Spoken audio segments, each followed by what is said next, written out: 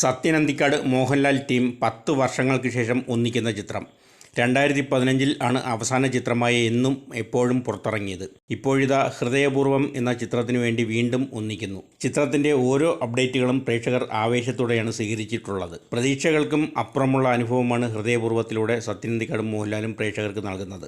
മോഹൻലാൽ എന്ന അഭിനേതാവിനെയും താരത്തെയും സമർത്ഥമായി ഉപയോഗിക്കാൻ സത്യൻ അന്തിക്കാടിന് സാധിച്ചിട്ടുണ്ട്. തിരക്കഥയാണ് ചിത്രത്തിൻ്റെ നട്ടെല്ല്. അഖിൽ സത്യൻ്റെ കഥയ്ക്ക് നവാഗതനായ TP സോനുവാണ് തിരക്കഥ രചിച്ചിരിക്കുന്നത്. ആദ്യന്തം പ്രേക്ഷകരെ പിടിച്ചിരുത്തുന്ന കഥാഗതിയാണ് ചിത്രത്തിൻ്റേത്. വമ്പൻ താരനിര അണിനിരക്കുന്ന ചിത്രമാണ് ഹൃദയപൂർവ്വം. ഒപ്പം കാമിയോ റോളിൽ മീര ജാസ്മിനും ബേസിൽ ജോസഫും എത്തുന്നതോടെ പ്രേക്ഷകരുടെ ആവേശം ഇരട്ടിക്കുകയാണ്. സന്ദീപ് ബാലകൃഷ്ണനായി മോഹൻലാലും ജെറിയായി സംഗീത് പ്രതാപും പ്രേക്ഷകരിൽ ചിരി വിതർന്ന പ്രകടനമാണ് കാഴ്ചവെക്കുന്നത്.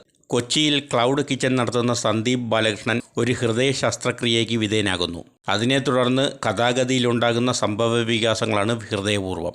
ഈ ഓണത്തിന് പ്രേക്ഷകർക്ക് മനസ്സ് നിറഞ്ഞ് ആസ്വദിക്കാൻ പറ്റിയ ചിത്രമാണ് ഹൃദയപൂർവ്വം. സത്യൻ അന്തിക്കാടും മോഹൻലാലും ചേർന്ന് പ്രേക്ഷകർക്ക് നൽകുന്ന ഓണക്കാഴ്ച.